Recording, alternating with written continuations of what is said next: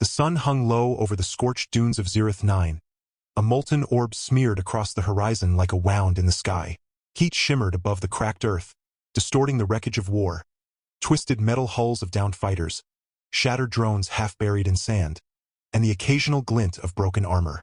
The war between the Terran coalition and the Vathiri Dominion had raged across 7 systems, but here, on this forgotten desert world, it had reached a fevered stalemate. Amidst the silence that followed the last explosion, a lone figure stumbled through the ruins. His name was Ren, a human scout with a knack for surviving impossible odds and a habit of saying the wrong thing at the worst possible moment. His suit was scorched, one arm bandaged with torn fabric, and his canteen long empty. He wasn't supposed to be here. He was supposed to be dead. He had been on a recon mission when his drop pod malfunctioned, slamming him into a ravine miles behind enemy lines. For 3 days, he'd evaded patrols, scavenged rations from dead supply crates, and prayed the sandstorms would cover his tracks. But now, as the last light bled from the sky, he saw movement near a collapsed command outpost. At first, he thought it was a mirage. White hair like spun moonlight, skin pale as frost, tall and poised even in the wreckage. A Vathiri commander. His pulse spiked. He reached for his sidearm, but his fingers fumbled. She turned, and their eyes met. Hers violet, glowing faintly in the dusk, wide with surprise and something else. Caution, maybe, or curiosity. Ren froze. She could kill him with a gesture. The Vathiri were known for their bioluminescent nerve tech, weapons that pulsed through their veins like liquid lightning. But she didn't move. Instead, she tilted her head, studying him as if he were a puzzle she couldn't solve. He opened his mouth to speak, to surrender, to beg. But what came out instead, in a voice cracked from thirst and exhaustion, was, "My love, you're okay." The words tumbled out before he could stop them, a reflex from a dream he'd had the night before. A dream where he'd whispered those same words to someone who looked just like her. His face burned. He wanted to vanish into the sand. But the alien woman didn't react with anger. Her pale cheeks flushed a soft lavender, a rare color shift in her species that indicated embarrassment, confusion. Her fingers twitched at her side, and for a moment, she looked away, as if the desert wind had suddenly become too intense. Then she looked back, her voice smooth and melodic, like wind through crystal chimes. You called me that?"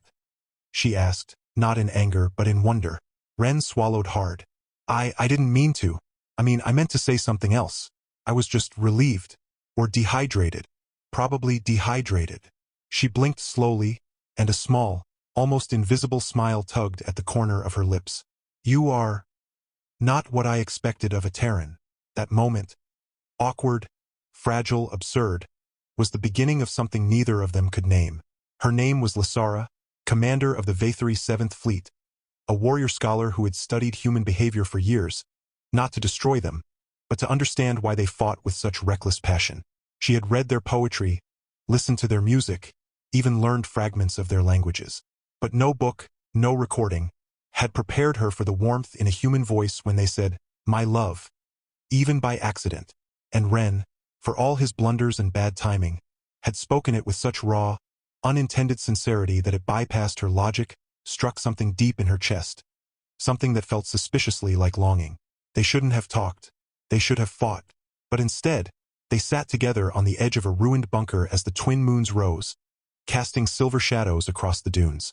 Ren shared the last of his stale protein bar. Lasara offered him a vial of shimmering blue fluid from her belt. Vathiri nutrient gel, she called it. Tasted like mint and electricity. They spoke in broken phrases at first, mixing Terran and Vathiri tongue, using gestures and facial expressions to fill the gaps. He told her about Earth, oceans, forests, snow. She told him of Vathar, a world of floating cities and singing glaciers, where emotions were often expressed through color shifts in the skin. "When I blush," she admitted, "it means I feel something I can't control." Ren grinned. "So you're saying I made you blush on purpose?" She rolled her eyes, but the lavender returned to her cheeks. They laughed, not the kind of laugh that comes after a joke, but the kind that bubbles up when tension breaks, when two people realize they're not so different after all. And in that moment, surrounded by the wreckage of war, something fragile and beautiful took root. It wasn't instant love, not the kind from holofilms, but the slow, quiet kind that grows in stolen glances and shared silences. Ren noticed how she tucked a strand of white hair behind her ear when she was thinking. Lasara noticed how Ren always looked at the stars when he spoke of home. But the universe wasn't kind to fragile things. The next morning, a signal pulsed through Lasara's wristband. An encrypted command from High Command. Return immediately. Enemy scout located. Eliminate on sight. Her stomach dropped. The enemy scout was Ren. She deactivated the alert with a trembling finger, then crushed the device under her boot. Ren saw the look on her face. They want you to kill me, don't they? He asked quietly. She didn't answer, but her silence was louder than any word. He exhaled, then said, Then we run. They had no plan, no ship, no allies, just a dying solar skimmer buried under sand dunes 3 clicks east. It was a suicide mission just to reach it, let alone fly it. But staying meant death. For him at her people's hands. For her as a traitor. So they moved under the cover of night, slipping through canyons and ruins, avoiding patrols with a mix of luck and instinct. Ren carried a salvaged pulse pistol. Lasara had her biotech, veins that glowed when charged, hands that could disrupt electronics with a touch. Once, when a Vathari scout drone hovered too close, she raised her palm and sent a pulse of energy that fried its circuits midair. Fell like a dead insect. Ren stared. That was hot. She shot him a look. Focus, human. They reached the skimmer at dawn. Half buried, one fin missing, solar panels cracked. But the core was intact. Ren wiped sand from the hatch and whispered, She's a beauty. Lasara raised an eyebrow. It's a wreck. Exactly, he said. No one will expect us to escape in this. They worked side by side, Ren rewiring circuits, Lasara syncing the navigation to override Terran locks. Her fingers moved with precision, her breath steady, but every time their hands brushed, she flinched, like she'd been shocked, though neither of them were touching anything live. Ren noticed. He didn't say anything, but he smiled. When the engine finally sputtered to life, they both cheered. Ren with a whoop, Lasara with a rare, full laugh that echoed like bells. They lifted off just as the first Vathari gunship appeared on the horizon, a black speck against the rising sun. The skimmer wobbled, groaned, then shot forward across the dunes, trailing sparks and dust. Behind them, the gunship fired. A blast seared past the left wing, melting a chunk of metal. Hold on, Ren shouted, yanking the controls. Lasara braced herself, gripping the seat, her hair whipping in the wind. You said this thing could fly. I said it was flying, he yelled back. She groaned. I'm going to die with a man who misuses verbs. They reached the upper atmosphere, the sky darkening as they broke through the dust layer. Below, Zerith 9 shrank into a rust-colored marble. But their relief was short-lived. A Terran patrol cruiser emerged from warp, its cannons glowing red. The comms crackled. Unidentified vessel. This is Terran Cruiser Valkyrie. You are in restricted airspace. Power down and prepare for boarding. Ren cursed. Of course. Just when we're free. Lasara placed a hand on his arm. Let me speak. He hesitated, then nodded. Her voice, when she spoke, was calm, commanding. Nothing like the soft tones she used with him. This is Commander Lasara Vathal of the Dominion 7th Fleet. I am requesting asylum under Article 12 of the Interstellar Accords. The human with me is not a prisoner. He is with me. There was a pause, then laughter over the comms. Yeah, right. A Vathari commander falling for a dirtside grunt? Pull the other one. Ren grabbed the mic. Hey, she called me my love too. Okay? It's mutual. Lasara turned to him, eyes wide. I did no such thing. You will, he said with a grin. She groaned. But there it was again. The lavender blush, spreading like ink in water. The cruiser didn't fire, but it didn't stand down either. It followed at a distance, scanners locked. They were trapped between two sides, neither willing to trust them. Ren checked the fuel.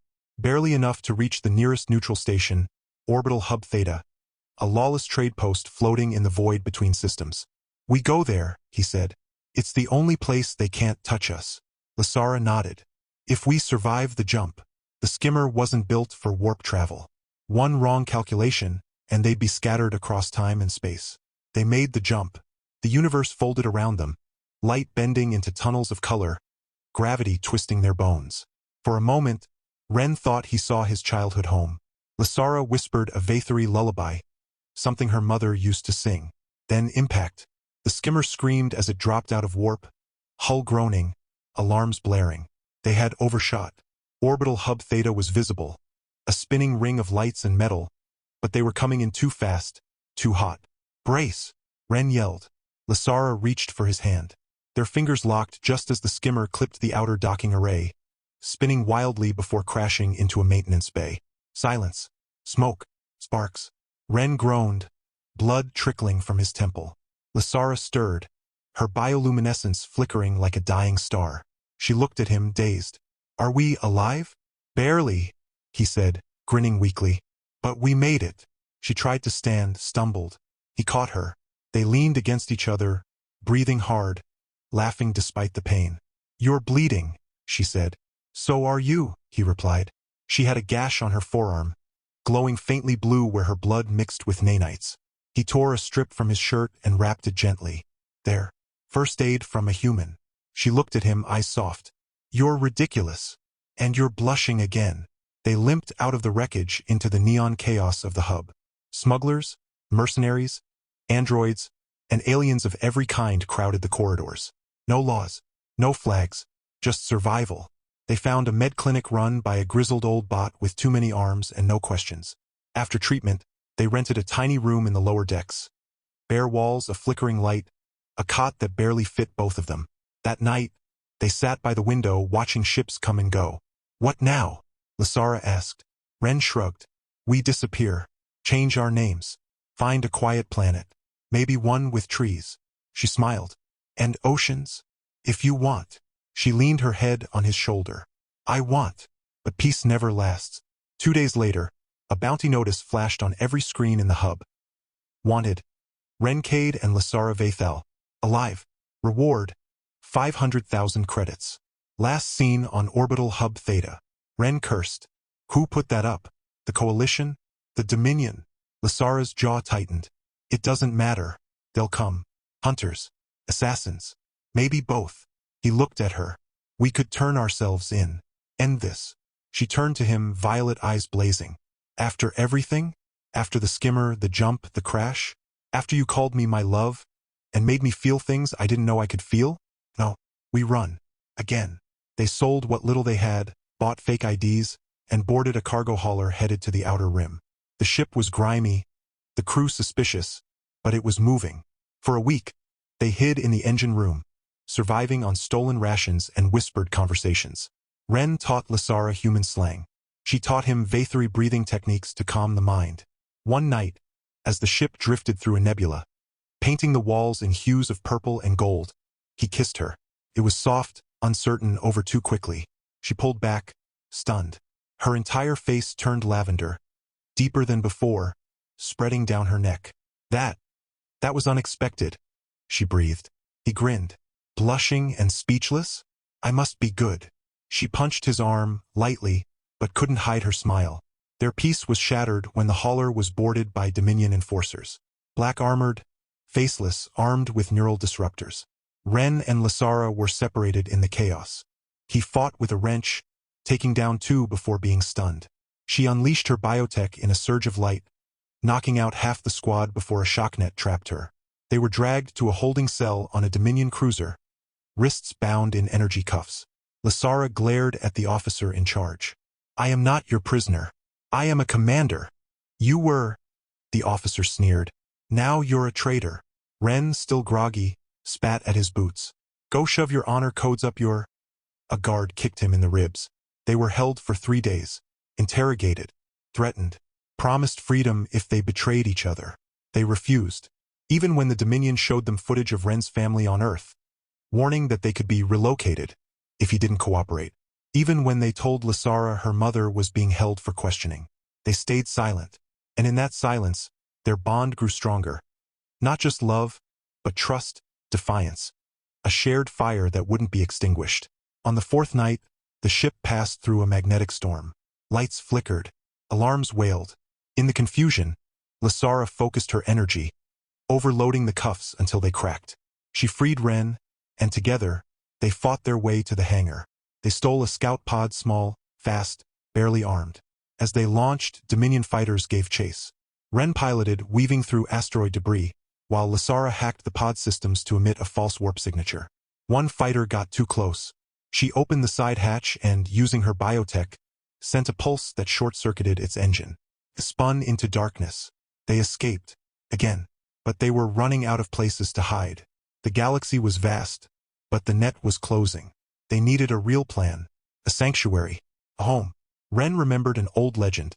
A hidden colony beyond the Veil Nebula. Founded by deserters from both sides. A place called New Arya. No government. No war. Just people trying to live. It might not exist, Lasara said. Maybe not, he admitted. But it's the only hope we've got. So they set course for the nebula, knowing the journey would take months. Knowing the odds were against them. But as they floated in the quiet dark, side by side in the tiny cockpit, watching stars blink like distant promises, they didn't feel fear. They felt something else. Something warm, defiant, alive. Ren reached for Lasara's hand. She didn't pull away. Instead, she squeezed back, her skin glowing faintly, her cheeks just a shade of lavender. He smiled. Still blushing, Commander? She looked at him, eyes full of stars. Only for you, my love. And for the first time, the words didn't feel like an accident. The nebula loomed ahead like a curtain of ghostly light, swirling in slow motion across the void, purple, gold, and deep indigo, hiding what might be salvation or ruin. The scout pod trembled as it entered the outer edge of the veil, its sensors flickering, its hull groaning under the strain of electromagnetic turbulence. Ren adjusted the stabilizers with a grimace, sweat beading on his brow despite the cold. This thing wasn't built for cosmic mood swings, he muttered. Lasara sat beside him, her fingers dancing over the cracked navigation screen, rerouting power from non-essential systems to keep the life support online. Her bioluminescence pulsed faintly in rhythm with the ship's failing reactor, a sign of stress but also focus. She didn't flinch when a burst of static made the light stutter. We're past the point of turning back, she said. Even if we wanted to. They had been drifting for weeks, surviving on nutrient paste and recycled water. Their sleep stolen in shifts, their conversations growing quieter, more intimate. They spoke of childhoods. Ren's in a coastal town where the sea smelled of salt and rust. Lasara's in a crystalline spire where the wind sang through the towers. They shared fears. His of failing her. Hers of becoming what her people expected, cold, logical, unfeeling. And slowly, without fanfare, they began to dream of the same future. Not just survival. Not just hiding.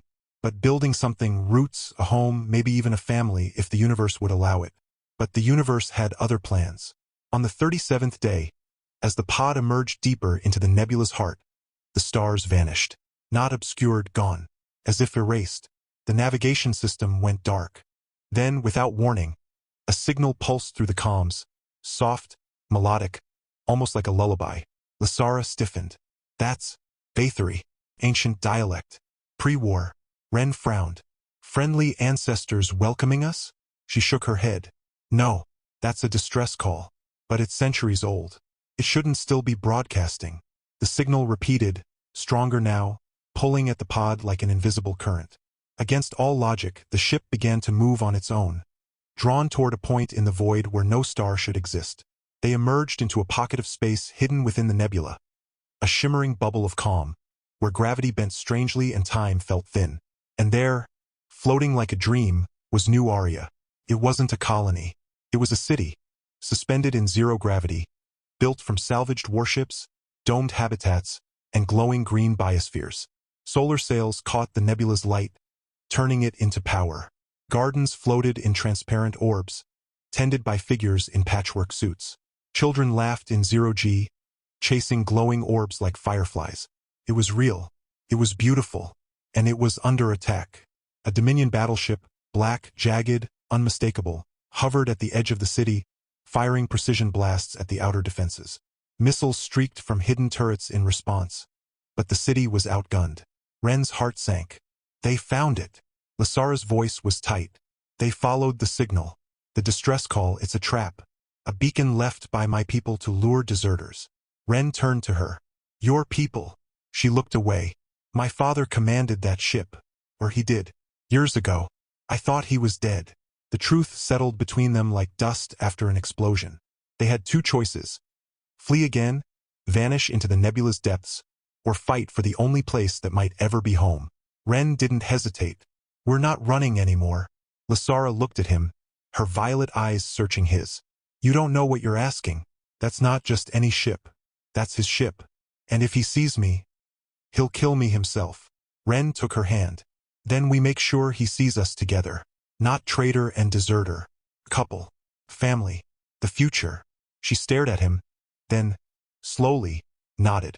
They docked at a maintenance bay on the city's underside, where a grizzled old human with a cybernetic eye greeted them with a rifle in one hand and a smirk on his face. You two either very brave or very stupid to come here right now. Ren grinned. Why not both? The man, Captain Drell, as he introduced himself, led them through twisting corridors of welded metal and humming wires.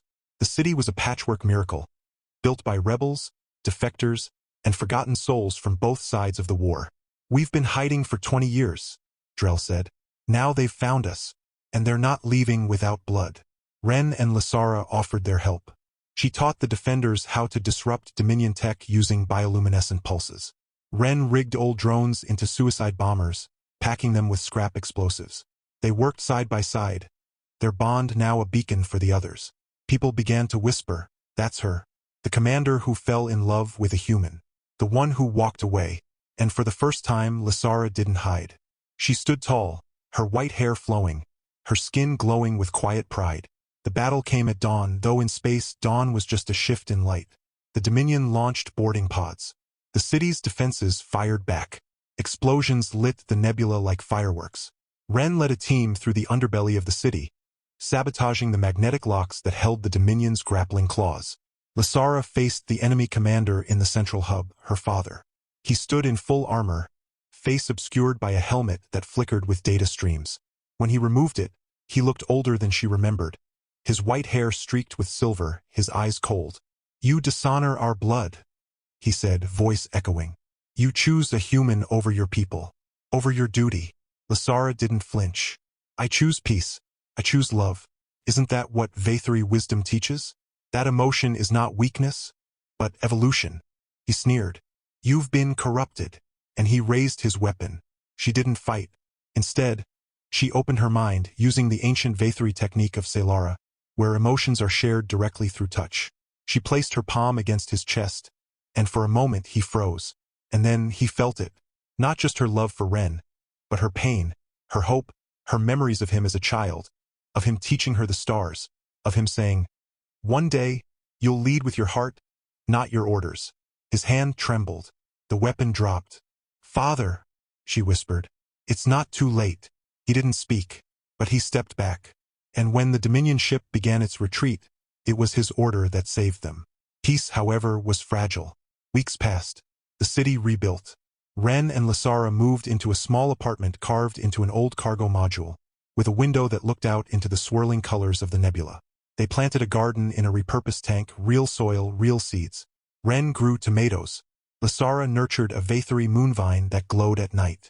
They argued over whose music to play, laughed when the vine wrapped around Ren's boot, and slept tangled together in 0G, floating like leaves on a quiet pond. But shadows followed them. One night, Lasara woke screaming. A nightmare of fire, of Ren burning, of a voice whispering, love is a weapon, and you've already lost. Ren held her until she calmed. The next day, she found a hidden message in her old uniform's lining. A microchip she hadn't known was there. It activated, showing a recording. Her father, days after the battle, speaking in secret. If she will not return, she must be stopped. The bond she shares with the human is not love. It is a psychic link, implanted by Terran mind tech. She is not herself. She is compromised. Ren read it over her shoulder, face pale. That's not true, he said. You know it's not. But doubt crept in. What if her feelings weren't real? What if the blushes, the laughter, the way she looked at him? What if it was all manipulation? Lasara retreated. She stopped touching him. She spent hours in meditation, testing her own mind, searching for foreign signals. The city noticed. Whispers returned. Is she one of them? Is she a spy? The breaking point came when a Terran assassin infiltrated New Arya, claiming to be a defector. He carried proof, footage of Ren's brother being held in a coalition black site. Help us, the man begged, and we'll free him. Ren was ready to go. Lysara stopped him. It's a trap. They're using your family to get to you. He turned on her. How do I know you're not part of it? What if your people programmed you to keep me here? To keep me from saving my own blood? The words hung in the air like smoke. She didn't cry. She didn't shout. She simply walked away. For 3 days they avoided each other. The city felt colder. The stars dimmer. Ren tried to leave, but Drell stopped him. You really think they'll let your brother go? You think they won't kill you the second you step on that ship? Ren slumped. I have to try. Drell sighed. Then go. But don't forget who fought for you. Who loved you. On the 4th night, an alarm blared. The assassin had activated a hidden bomb in the central reactor. The city began to shake. Oxygen levels dropped. Panic spread. Ren raced through the corridors, searching for Lysara. He found her in the control hub, rerouting power, trying to stabilize the core. You're still here, he breathed. She didn't look at him. Someone has to save this place. Even if no one believes in me. He grabbed her shoulders. I believe in you. I know you. And whatever they say, whatever they planted or didn't plant, I don't care. I love you. Not because of some signal. Not because of a dream. Because of you. The woman who blushed when I called her my love. The woman who fights for peace. The woman who makes me want to be better. Tears welled in her violet eyes. The lavender bloomed across her cheeks, deeper than ever. Then stay, she whispered. Not for the mission. Not for the war. For us. Together they stopped the bomb. Together they exposed the assassin. Not a defector, but a double agent working for a third faction. The Obsidian Circle, a shadow group that fed on war, manipulating both sides to keep the galaxy in chaos. The revelation sent shockwaves through New Arya. Trust was broken, but so was silence. At a gathering in the central dome, Ren and Lysara stood before the people. He spoke of forgiveness. She spoke of truth. And when she took his hand, the entire city saw her blush. Not from embarrassment, but from pride. They weren't just survivors anymore. They were symbols. But the war wasn't over. The Obsidian Circle was still out there. And now they had a new target. The couple who dared to love across the battlefield. As the nebula shimmered around them, Ren and Lysara stood at their window, watching a new ship dock. A sleek, silver vessel with no markings. The comms crackled. A voice unfamiliar, calm, said, "We come in peace. We've been waiting for you." They exchanged a look. Not fear, not doubt, but readiness. The story wasn't ending. It was just beginning. The silver ship that docked at New Arya's edge bore no insignia. No weapons visible, no threat in its slow, graceful approach. It hovered like a whisper, its hull shimmering with a soft, opalescent glow, as if woven from starlight and mist. Ren gripped Lysara's hand, tense, ready for betrayal. After everything, the war, the lies, the fear, they had learned not to trust miracles. But when the hatch opened, the being that stepped out was neither human nor Vathery, but something older, gentler, tall and slender, with skin like polished moonstone and eyes like twin galaxies. They introduced themselves in a voice that resonated not in the air, but in the mind. "We are the Alari. We have watched your journey, and we have come to offer sanctuary." They spoke of a world far beyond the known sectors, Aelvora, a planet untouched by war, where the skies rained light instead of fire, where rivers sang, and where humans, Vathery, and dozens of other species had lived in harmony for centuries. "We do not hide," the Alari said. "We simply chose peace long ago, and now we invite you to join us." Ren looked at Lysara. She looked back, her violet eyes wide, her cheeks faintly lavender. "No more running?" she whispered. He smiled. "No more fighting. Just living." She squeezed his hand. "Then let's go." They said goodbye to New Arya not with sorrow, but with hope. Captain Drell clapped Ren on the back. "Don't forget to send a postcard." The people of the city lined the docking bay, cheering, waving, some even crying. They weren't just leaving. They were proof that love could survive the darkest wars, that enemies could become family. The journey to Aelvora took weeks, but it felt like a dream. The Alari ship moved through space like a leaf on a breeze, gliding between stars without sound or strain. Ren and Lysara spent their days exploring the ship's living gardens, where flowers bloomed in zero gravity, and nights curled together in a chamber that hummed with soothing frequencies. For the first time in years, they were not soldiers, not fugitives, not symbols. They were simply Ren and Lysara, a man and a woman, a human and a Vathari, in love. When they finally descended through Aelvora's atmosphere, the sight stole their breath. The planet was a masterpiece of color and life. Rolling hills of silver grass waved in the wind. Forests of towering, bioluminescent trees pulsed with soft blues and greens. Cities were built into the landscape, not over it. Domes of crystal nestled among mountains, bridges of light connecting floating islands, homes carved into living rock. Rivers sparkled like liquid sapphire, and in the sky, gentle storms painted rainbows that lasted for hours. Creatures of all shapes and sizes moved in peace. Winged beings with feathered light, four-legged grazers with eyes like stars, and children. So many children. Laughing, flying, playing in the open air. And among them, humans and Vathari walked side by side. No uniforms, no weapons, no fear. They were welcomed with music. A chorus of voices, instruments, and natural sounds that rose like a wave of joy. The Alari elders greeted them, not as heroes, but as kin. "You have earned your rest," one said. "And your future." Ren and Lysara were given a home on the edge of a valley, where a small river curled around a grove of singing trees. The house was simple, wood and glass, open to the sky, with a garden already blooming with earth tomatoes and Vathari moon vines tangled together like old friends. That night, as the twin moons rose and the stars blinked to life, Ren turned to Lysara and dropped to one knee. He didn't have a ring. He had a smooth stone from New Arya, carved with a tiny vine and a sun. "I don't need a war to prove my love," he said, voice thick. "I don't need a battlefield to know you're mine. Lysara Vathal, will you marry me? Not as a soldier, not as a fugitive, but as my wife, in peace, under these stars." Tears shimmered in her eyes. Her entire face glowed lavender, spreading down her neck, pulsing with emotion. She pulled him up and kissed him, long, deep, full of all the words they'd never needed to say. When she pulled back, she whispered, "Yes, 1,000 times, yes."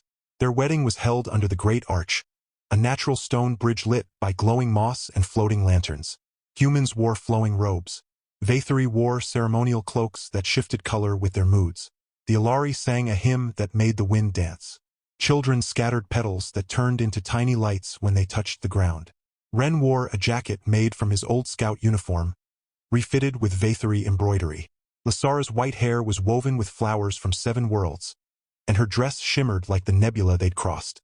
They promised to love not despite their differences, but because of them, to raise their children in peace, to never forget the cost of war, but to live as proof that love was stronger. And love, it turned out, came quickly. Their first child was a girl, half human, half Vathari, born under a sky raining light. She had Ren's smile and Lysara's glowing violet eyes. They named her Sarah, meaning dawn. She blushed lavender when she laughed. The second was a boy, wild, curious, with white hair and freckles. They called him Kalen, keeper of peace. He could hum in perfect harmony with the singing trees. Then came twins, a boy and a girl, born during a double eclipse, when the moons aligned and the world fell into a moment of perfect silence. The Alari said it was a blessing. Ren said it was just their luck.